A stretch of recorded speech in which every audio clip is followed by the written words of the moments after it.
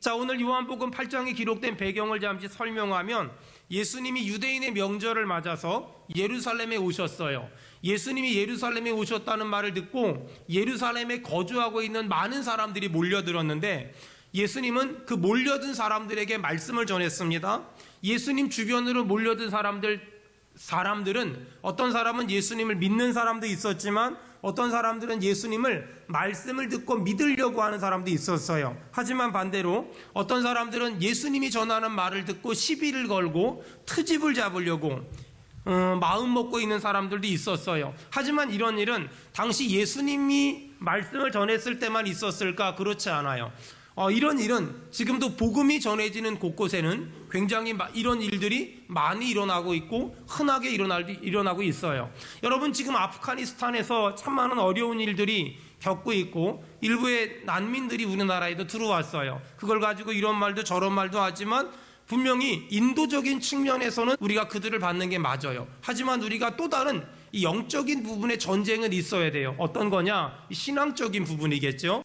이 신앙적인 부분에 대해선 우리가 또 다른 고민과 또 다른 영적인 전략을 가지고 저들에게 복음을 전할 필요가 있어서 저랑 아주 친한 몇 명의 선교사님들이 지금 아프가니스탄 인근에서 오랫동안 사역하고 있거든요. 어느 나라라고 말할 수는 없는데 사역하고 있는데 그들은 이번 계기가 그 땅에 복음을 전하는, 그 땅에 하나님의 은혜를 전하는 귀한 계기라고 생각하고, 특별히 제가 아주 사랑하는, 또 아주 제가 좋아하는, 저하고 신학교 때 거의 형제처럼 지냈던 목사님은 그 아프가니스탄 인근 지역에서 22년을 사역했는데 사역을 접고 얼마 전에 제주도로 들어왔어요. 그리고 제주도 땅에 들어온 그들에게 복음을 전하기 위해서 지금 굉장히 전략적으로 사역을 시작하고 있는 이런 수많은 선교학적으로 또 전략적으로 굉장히 치밀하게 움직이는 사람들이 우리 눈엔 보이지 않지만, 우리 귀엔 들리지 않지만 지금 굉장히 많이 일어나고 있다는 거. 전 그래서 주님의 재림이 점점 다가오고 있다는 종말론적인 신앙이 우리에게 필요하지 않을까, 그런 생각이 듭니다. 어쨌든 간에 예수님이 예루살렘에서 말씀을 전했는데 그 주변에는 예수 믿는 사람들, 안 믿는 사람들, 욕하는 사람들, 비난하는 사람들, 다양한 사람들이 있었다. 그런데 그 가운데 요한복음 8장 31절 우리 다 같이 그러므로 읽겠습니다. 시작. 그러므로 예수께서 자기를 믿은 유대인들에게 이르시되. 아멘. 거기 보니까 이 31절부터는 예수님이 누구에게 말씀을 전했냐? 예수님은, 자, 거기 언더라인 치세요. 자기를 믿은 유대인들에게 말씀하셨어요. 지금 예수님을 믿는 유대인들에게 뭐라고 말씀하셨냐? 예수님을 믿는 게 뭐냐라고 지금 물어보는 거예요. 자, 신앙생활에서 가장 기본적인 질문이지만 가장 소중한 진리가 뭐냐면 예수님을 믿는다는 건 어떤 말이냐? 31절에 보니까 언더라인 치세요. 너희가 내 말에 거하면, 이것이 예수님을 믿는 거예요. 정리할게요. 예수님을 믿는다는 건 뭐냐? 예수님을 믿는다는 건 우리가 예수님이 알려주신 말씀 안에 거하는 것이다. 그것이 예수님을 믿는 것이다. 자, 그렇다면 우리가 예수님이 가르쳐 주신 말씀 안에 거하면 어떤 사람이 되냐? 언더라인 치세요. 참으로 내 제자가 된다 라고 말하는 거예요. 자, 정리하겠습니다. 자, 지금 예수님은 예루살렘에서 예수님을 믿는 사람에게 설교했어요. 뭐라고 설교했냐? 예수님을 믿는 게 뭐라고 생각하니? 예수님을 믿는 거라는 건 너희가 내 말에 예수님이 알려주신 말씀 안에 거하는 것, 그것이 예수님을 믿는 것이다. 이렇게 예수님이 알려주신 말씀 안에 거하면 뭐가 되냐? 뭐가 된다고요? 더 크게 뭐가 된다고요? 제자가 되는 것이다 라고 말씀하셨어요. 자, 잘 들으세요. 제자훈련 받았다고 제자가 되는 게 아니에요. 제자훈련의 목적은 제자가 되는 것이지만 제자훈련을 수료했다고 제자가 된 게 아니에요. 내가 제자훈련을 받았을지라도 아직 제자의 삶을 살지 않는다면, 제자의 삶이란 말씀대로 사는 거잖아요. 말씀대로 살지 않는다면 나는 제자훈련 받은 게 지식은 됐지만 삶이 되지 못한 거예요. 내가 만약에 제자훈련을 받았을지라도 제자가 되지 못했다면 또 받아야 돼요. 목사님, 몇 번 받아야 됩니까? 제자가 될 때까지 10번이건 100번이건 1000번이건 10,000번이건 받아야 돼요. 그래서 예수를 믿는다는 건 뭐냐? 예수님의 말씀 안에서 벗어나지 않는 것이다. 예수님의 말씀 안에 사는 것이다. 예수님의 말씀 안에 살면 뭐가 되냐? 예수님의 제자가 된다 라고 요한복음 8장 31절은 우리에게 이야기하고 있어요. 자, 살다 보면 우린 참 많은 일들을 만나요. 뭐 이런 일도 만나고 저런 일도 만나고 기쁜 일도 만나고 힘든 일도 만나요. 특별히 뭐 기쁜 일이나 좋은 일 만났을 땐 괜찮은데 힘든 일이나 속상한 일이나 억울한 일을 만났을 때 그래도 우리가 하나님을 믿는 사람이기 때문에 처음에는 하나님 뜻대로 반응해요. 바다같이 넓은 마음으로 예수님의 심정을 가지고 우리가 좀 속상하고 화가 나는 일을 만났을 때 우리가 적절하게 은혜롭게 반응해요. 근데 그런 일이 계속 반복되면 어느 순간에 뚜껑이 열리면서 그때부터는 기분이나 감정이나 혈기를 가지고 반응해요. 이것이 일반적인 사람들의 모습이에요. 분명히 처음에는 예수님의 심정과 예수님의 심장과 예수님의 마음을 가지고 겸손하고 온유하게 누가 나를 욕하든 누가 나를 비난하든 누가 나를 핍박하든 우리가 은혜롭게 반응을 했거든요. 근데 내 기준에 이 정도 참았으면 그만해야 되는데 계속 욕하고 계속 비난하고 계속 부정적으로 말하면 어느 순간에 뚜껑이 열리면서 그때부터는 내 기분이나 내 혈기나 내 감정대로 반응해요. 성경은 우리에게 뭐라고 말하냐? 그러면 안 돼. 그러면 너는 제자의 삶을 사는 게 아니야 라고 말해요. 사실 우리는 웬만하면 참고 웬만하면 품어주고 웬만하면 감싸주려고 하거든요. 근데 이 웬만하지 않은 사람들이 의외로 꽤 많아요. 근데 그러다 보면 화가 나요. 근데 신기한 게 화가 나잖아요. 뚜껑이 열리잖아요. 열이 받잖아요. 그러면 이 사람은 나한테 10가지 욕을 했다면 나는 저 사람 100가지 욕을 하고 싶은 게 내 기질이에요. 저 사람이 나한테 10가지 비난을 했다면 나는 저 사람한테 100가지, 1000가지, 10,000가지 욕을 하고 싶은 게 내 솔직한 내 모습이 다른. 우리는 한번 화가 나고 속상하고 열이 받으면 받은 만큼 돌려주는 것이 아니라 받은 데다 얹어가지고 100배, 1000배, 10,000배로 돌려주고 싶은 것이 우리의 솔직한 모습이에요.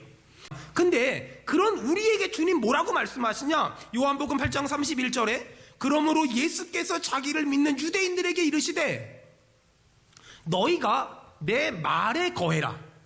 누가 나를 욕하고 비난하고 비판하고 정죄하고 나를 모함하고 나를 욕할지라도 너희가 내 말에 거해라. 다시 말해서 내 말씀 밖으로 어떤 경우에도 벗어나지 마라. 내 말씀 밖으로 어떤 경우에도 벗어나지 마라 라고 말하는 거예요. 여러분, 살면서 우린 이런 말되는 어처구니 없는 일들을 참 많이 만납니다. 그때 하나님은 우리에게 말합니다. 말씀 안에 거하라고, 말씀대로 반응하라고. 여러분, 예수님한테 물어보세요. 예수님, 이렇게 속상한 일을 만났는데 나 어떻게 하면 돼요? 그럼 주님 말씀하세요. 그러면 그 주님의 말씀대로 사세요. 그 말씀에서 벗어나지 마세요. 여러분, 주님 뭐라 그럴까요? 너희를 핍박하는 자를 축복하고 저주하지 말라. 아니, 어떻게 이렇게 살 수가 있어요? 너희를 핍박하는 자를 저주하지 말고 축복하라. 제가 보니까 저주는 안 할 수 있을 것 같아요. 왜냐하면 저주 안 하는 건 입만 다물면 되거든요. 근데 축복하는 건 이게 잘 안 돼요. 이게 잘 안 되거든요. 근데 주님은 그렇게 하는 것이 제자의 삶이다 라고 말해요. 또 어떤 사람이 오른뺨을 때리면 왼뺨 돌려대래요. 제가 보니까 오른뺨 맞고 너무 황당해서 그 순간을 놓쳐서 내가 왼뺨 후려갈기진 않을 수 있을 것 같아요. 근데 성경은 오른뺨 맞고 가만히 있을 수는 있는데 왼뺨을 돌려대래요. 아니, 이게 가능하냔 말이에요. 솔직히 우리의 감성과 우리의 감정과 우리의 기질이나 우리의 혈기는 이게 절대 불가능하거든요. 절대 불가능해요. 그러다 보니 성도들이 절 찾아와서 물어봐요. 목사님, 제가 이런 억울한 일을 당했어요. 이런 속상한 일을 당했어요. 목사님, 어떻게 하면 좋을까요? 이렇게 물어봐요. 이렇게 물어봐요. 이렇게 물어봐요. 그때 중요한 건 뭐냐면 그분이 성경에 뭐라고 써 있는지 몰라서 물어볼까? 아니면 성경에 뭐라고 써 있는지 아는데 그렇게 살기 싫어서 물어볼까? 이게 너무너무 중요한 거예요. 어떤 사람은 저한테 이렇게 물어볼 수도 있어요. 목사님, 성경 말씀이 이렇게 많고 사람마다 얼마나 만나는 문제들이 다양한데 어떻게 그 많은 문제들을 성경 말씀에 적용하며 삽니까? 그게 가능합니까? 불가능할 것 같잖아요. 근데 가능해요. 왜냐면은요, 성경에 기록된 말씀은 굉장히 많은 것 같지만 정신, 핵심은 아주 간단해요. 데살로니가 전서 5장 16절 여러분 한번 찾아보세요. 데살로니가 전서 5장 16절, 17절, 18절. 데살로니가 전서 5장 16절, 17절, 18절. 볼펜 있는 사람 언더라인 치면서 읽으세요. 다 같이 읽겠습니다. 시작. 항상 기뻐하라. 쉬지 말고 기도하라. 범사에 감사하라. 이것이 그리스도 예수 안에서 너희를 향하신 하나님의 뜻이니라. 자, 하나님의 뜻이니라 하면 우리 아멘 크게 합시다. 하나님의 뜻이니라. 아멘. 하나님의 뜻이니라. 아멘. 사람들은 지금도 가끔 저한테 물어봐요. 목사님, 도대체 하나님의 뜻이 뭔지 모르겠어요.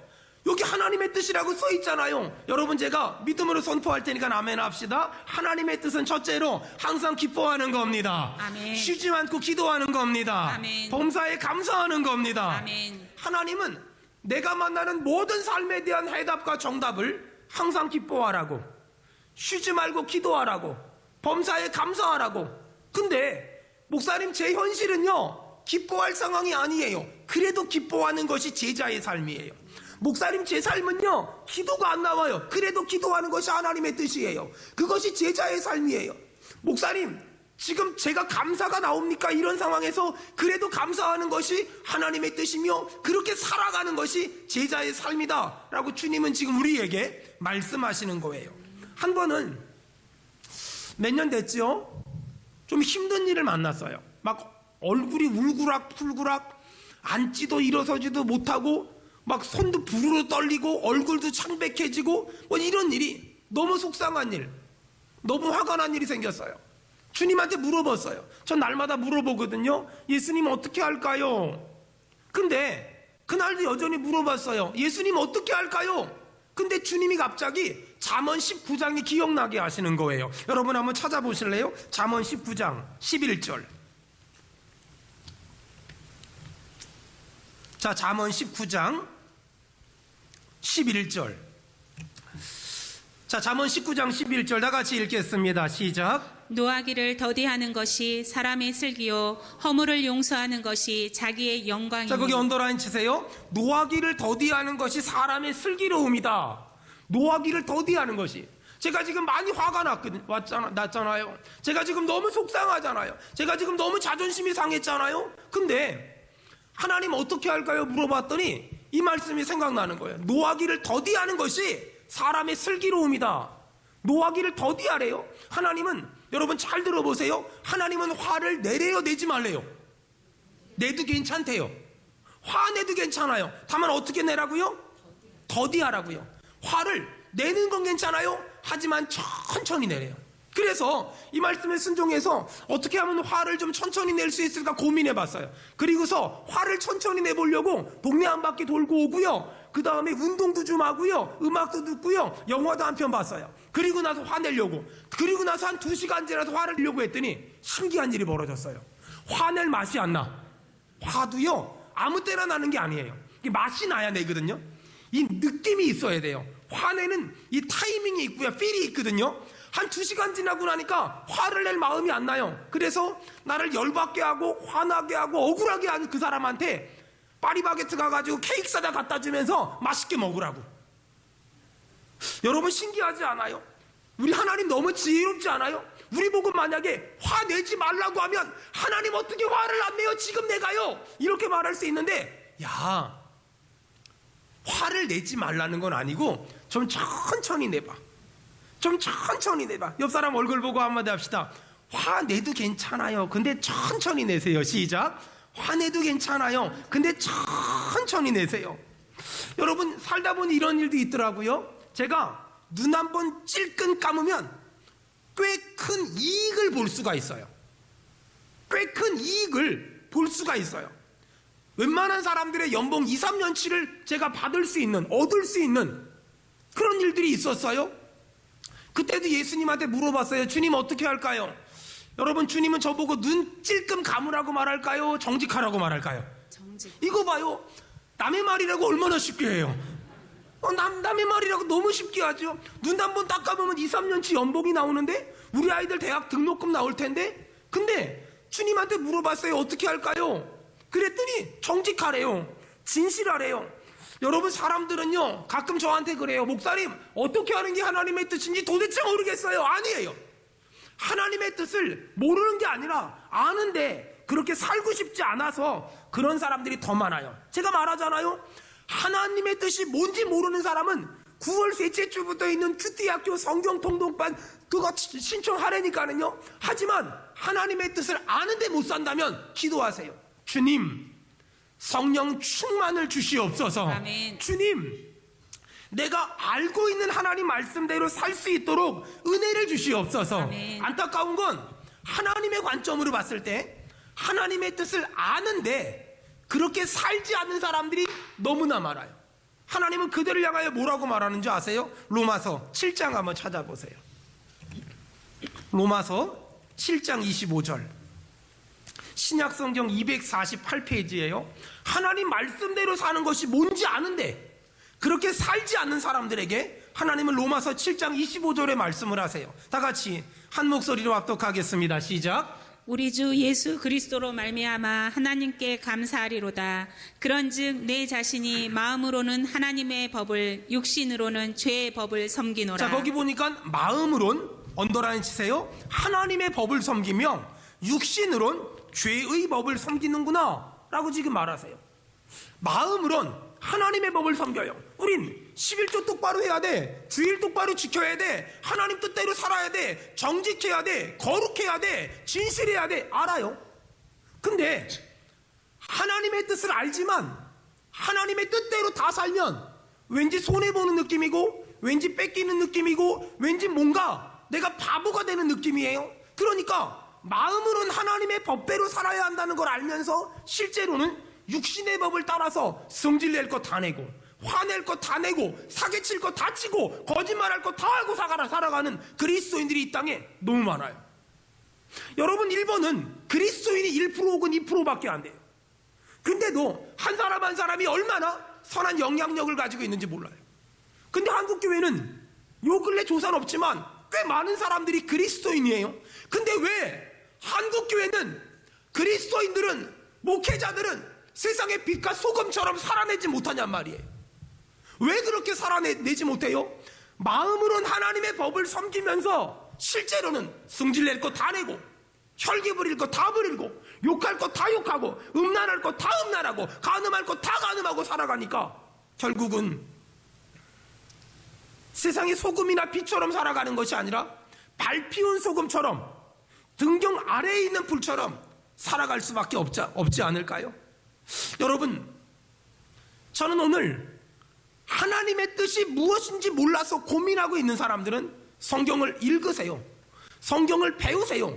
하지만 하나님의 뜻이 뭔지 아는데 그렇게 살지 못하고 마음으론 하나님의 법을 섬기고 육신으론 인간의 육신의 죄의 법을 섬기고 있다면 오늘 여러분, 내가 마음으로 알고 있는 하나님의 법대로 살 수 있는 힘을 제가 믿음으로 선포하겠습니다. 주여 허락하여 주시옵소서. 아멘. 주여 허락하여 주시옵소서. 아멘.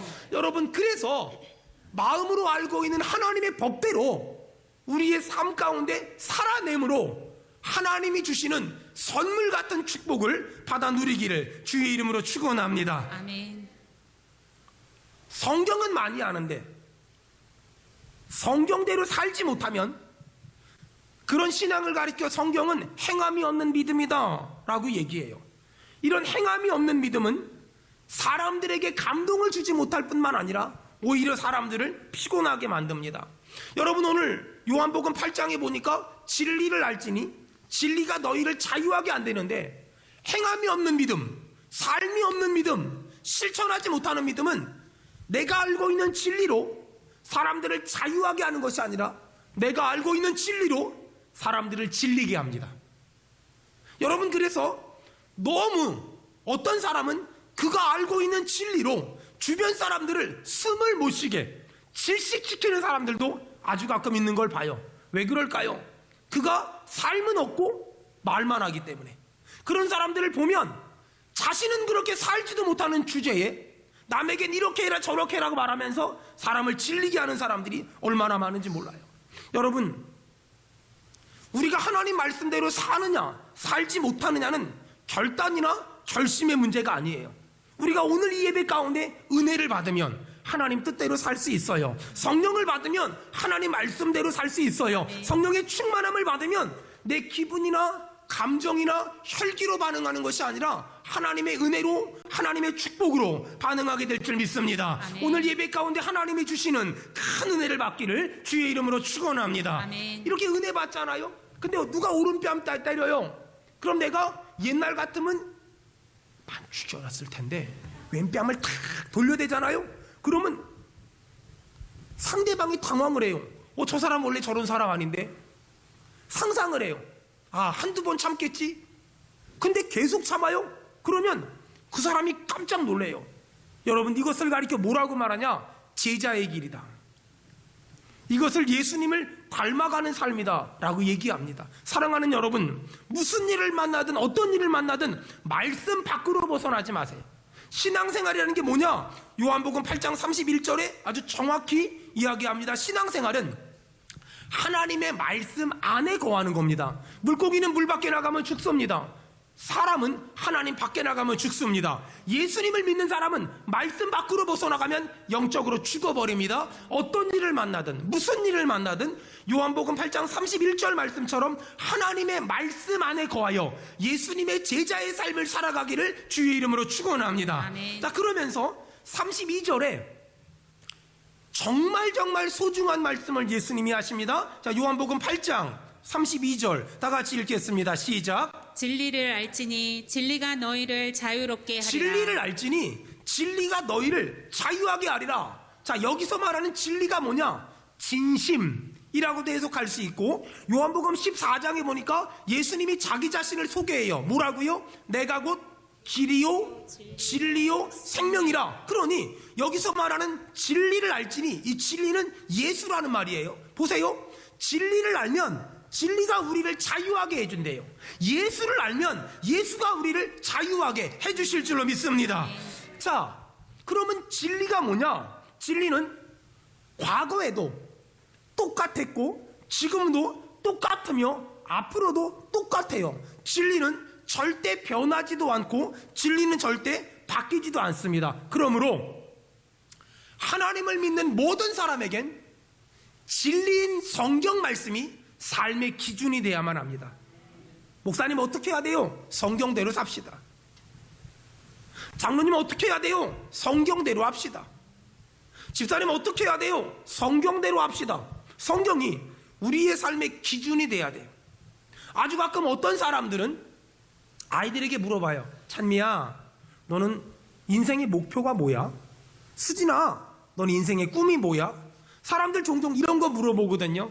이 말은 뭐냐면 사람들은 가장 중요한 것이 목표, 목적, 꿈이라고 생각해요. 넌 앞으로 뭐 될 거야? 근데 뭐가 되냐는 중요하지 않아요. 어떤 사람이 되냐는 하나도 중요하지 않아요. 중요한 건 어떤 기준을 가지고 사느냐가 중요해요. 내 삶의 기준이 무엇이냐, 내 삶의 중심이 무엇이냐, 그것이 그 어떤 것보다 무엇보다 중요해요. 기준이 있는 사람은 어떤 일을 만나건 무슨 일을 만나건 절대 흔들리지 않아요. 기준이 없는 사람은 그때마다 어떻게 해야 될지 쩔쩔매고 여기저기 돌아다녀요. 성경엔 우리의 삶의 기준이 정확히 제시되어 있어요. 성경엔 우리의 삶에서 어떻게 사는 것이 잘 사는 것인지, 어떻게 결정하는 것이 잘 결정하는 것인지가 분명히 기록되어 있어요. 사랑하는 여러분, 하나님의 말씀이 내 삶의 기준이 되기를 축원합니다. 아멘. 하나님의 말씀이 내 삶의 원심력이 되고 중심추가 되기를 주의 이름으로 축원합니다. 아멘. 자, 그렇다면 보세요. 누가 오른뺨 때렸어요. 성경엔 왼뺨 돌려대래요. 나는 그렇게 살고 싶지 않아요. 하지만 주님이 그렇게 살라고 하니 살아보는 거예요. 잘 보세요. 어떤 사람이 오른뺨을 때렸어요. 그럼 내가 그 사람 왼뺨을 때린 것뿐만 아니라 막 좁혔어요. 그러면 속이 시원할까요? 제가 짧은 인생 살면 느낀 게 뭔지 아세요? 제가 저를 힘들게 한 사람을 저도 힘들게 해봤겠지요. 저를 아프게 한 사람을 저도 아프게 해봤겠지요. 근데 있잖아요. 그러고 나면 속이 후련해야 되잖아요. 그러고 나면 가슴이 뻥 뚫려야 되잖아요. 그러고 나면 막 속이 후련해야 되잖아요. 다른 사람 모르겠는데 전 안 그렇던데요. 속이 후련하거나 속이 뻥 뚫리거나 두 발 뻗고 자거나 마음 편하지 않던데요. 여러분, 진리를 알지니 진리가 너희를 자유케 한대요. 이걸 아주 쉽게 말하면 이거예요. 하나님 말씀대로 오른뺨 때리는 사람한테 왼뺨 맞아 줬더니 맞은 사람은 마음 편하게 산대요. 맞은 사람은 속 편하게 산대요. 근데 때린 사람은 하나님이 갚아준대요. 성경은 진리를 알지니 진리가 너희를 자유케 할 거야 라고 말해요. 생각을 해보세요. 어떤 사람이 오른뺨을 때렸어. 왼뺨 돌려댔어. 근데 그 사람이 원래 저를 알아요. 저 사람이 왼뺨 돌려댈 사람이 아닌데 왜 저래? 처음에는 상상력을 동원할 거예요. 근데 또 그런 일이 있었는데 또 오른뺨 때렸는데 왼뺨 맞아줘요? 저 사람 왜 저래? 근데 한 번 참고 두 번 참아요? 그리고 나서는 나중에는요, 뭔가 느낌이 달라요. 나중에는 어떻게 되는 줄 알아요? 함부로 건드리질 못해요. 내가 때릴 만큼 저 사람이 작은 사람이 아니구나. 내가 건드릴 만큼 저 사람이 가벼운 사람이 아니구나. 성경에 그런 비슷한 사람이 나와요. 블레셋 사람들이 이삭의 우물을 계속 뺏어가요. 여러분, 그 광야에서 물 한 방울 나지 않는 광야에서 우물을 뺏어간다는 건 얼마나 큰 걸 뺏어가는 거예요? 우물만 파놓으면 뺏어가고 우물만 파놓으면 뺏어가고. 근데 성경을 보면 블레셋이 뺏어갔지만 이삭은 싸우지 않고 줘버려요. 너 가져라, 너 가져라, 너 가져라. 근데 나중에 블레셋이 기가 막힌 말을 해요. 아무래도 저 사람은 하나님이 함께하는 사람 같아서 우리 친하게 지내자라고 얘기해요. 여러분, 사람들은 처음에 하나님의 뜻대로 살면 나를 가볍게 생각해요. 사람들은 처음에 내가 하나님의 뜻대로 살면 나를 쉽게 여겨요. 근데 아무리 봐도 저 사람이 가벼운 사람도 아닌 것 같고 쉬운 사람도 아닌 것 같고 만만한 사람 같은 것 같지도 않은데 맨날 속아줘요. 맨날 양보해줘요. 뭐 저런 게 다 있어. 처음에 그래요. 근데 나중에 가만히 저 사람 사는 거 보니까 저 사람 아무래도 하나님이 함께하는 사람 같아. 저 사람 잘못 건드렸다 나한테 큰 피해가 올 것 같아. 저 사람 잘못 건드렸단 저 사람이 믿는 하나님이 가만두지 않을 것 같아. 그때부턴 절대로 함부로 하지 않아요. 여러분, 저는 아주 어린 나이에 목회를 시작했어요. 그리고 지금까지 목회를 담임 목사로서 19년, 내년 3월이면 20년이 돼요. 선교사역까지 시작하면 30년? 아주 어릴 적부터 사역을 시작해서 저는 좌충우돌 참 많이 했어요. 사역적으로는 잘못된 판단과 잘못된 결정을 한 적도 진짜 많아요. 지금 생각하면 어떻게 그랬을까 싶을 정도예요. 근데 저에겐 남들이 갖지 못했던 선명한 기준이 있었어요. 하나님 말씀대로 산다. 하나님 말씀대로 산다. 하나님 말씀에서 벗어나지 않는다. 하나님 말씀에서 흔들리지 않는다. 하나님 말씀과 하나님 말씀 외엔 타협하지 않는다. 나를 움직일 수 있는 건 하나님 말씀밖에 없다. 이렇게 저는 내가 굶어 죽어도 말씀대로 살고, 내가 가난과 비천에 처할지라도 말씀대로 살고, 누가 나를 바보라고 생각할지라도 나는 말씀대로 산다. 전 여기에 제 인생을 걸었어요. 제 삶을 걸었어요. 제 목숨을 걸었어요. 근데 신기하죠? 하나님이 저를 이 시대에 이삭을 만들어 주신 것 같아요. 처음에는 사람들이 저를 가지고 사기치려고 하는 사람들도 있었어요. 처음에는 사람들이 저를 가볍게 여기고 함부로 대한 사람들도 있었어요. 근데 어느 순간부터 우리 목사님하고는 하나님이 함께 계시는 것 같아. 하나님이 우리 목사님과 함께 계시는 것 같아. 하나님이 우리 목사님의 삶을 주도하시는 것 같아. 하나님이 우리 목사님의 삶을 인도하시는 것 같아. 여러분, 죄를 짓는 자유는 자유가 아니에요. 죄의 종로로 타는 거지. 자유란 내가 하나님의 뜻대로 순종할 자유가 있어요. 제가 하나님 뜻대로 순종하고 살았더니 어떤 사람 그래요? 목사님 어떻게 그렇게 다 살아요? 목사님 맨날 그렇게 어떻게 손해보고 살아요? 맞아요. 근데 저는 여러분 보다시피 느끼다시피 그렇게 손해를 볼 만큼 머리가 나쁘진 않아요. 정확히 말한다면 저는 손해를 보는 것이 아니라 하나님 말씀에 순종하는 거예요. 신기하죠? 제가 하나님 말씀에 순종했더니 하나님이 여기서도 복을 주시고 여기서도 복을 주시고 여기서도 은혜를 주시고 저기서도 은혜를 주세요. 여러분, 제 작은 순종이 여러분의 삶의 사업의 복이 되기를 주의 이름으로 축원합니다. 아멘. 사랑하는 여러분, 어떤 사람이 나를 속여요? 어떤 사람이 나를 욕해요?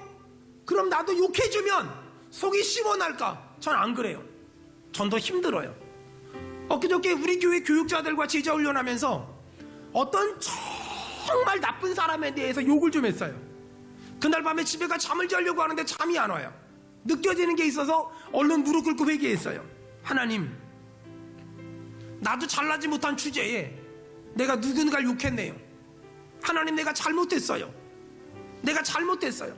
회개 기도하고 나니까 하나님이 잠자게 마음을 편안하게 하시더라고요. 여러분, 신기하죠? 말씀대로 살았더니 물질적으로 손해볼 수 있어요. 근데 신기한 게 말씀대로 살았더니 하나님이 저에게 준 축복이 뭔지 아세요? 아주 편한 말로 마음이 편해요. 저는 여러분이 마음 편한 인생 살기를 축원합니다. 아멘. 여러분이 마음이 편하다는 건 뭔지 아세요? 하나님이 주시는 최고의 선물이에요. 아멘. 신기하죠? 사업도 내가 원하는 만큼 안 되고 현실도 내가 원하는 만큼 안 좋은데 신기하게 마음이 편안해요. 마음이 너무너무 편안해요. 여러분, 마음이 편한 건 돈이 주는 게 아니에요. 현실이 주는 선물이 아니에요. 마음이 편한 건 하나님이 주시는 선물인데, 여러분, 제가 믿음으로 선포합니다. 우리 성도들 모두에게 하나님이 마음 편한 복 주시기를 축원합니다. 아멘. 축원합니다. 아멘. 축원합니다. 아멘.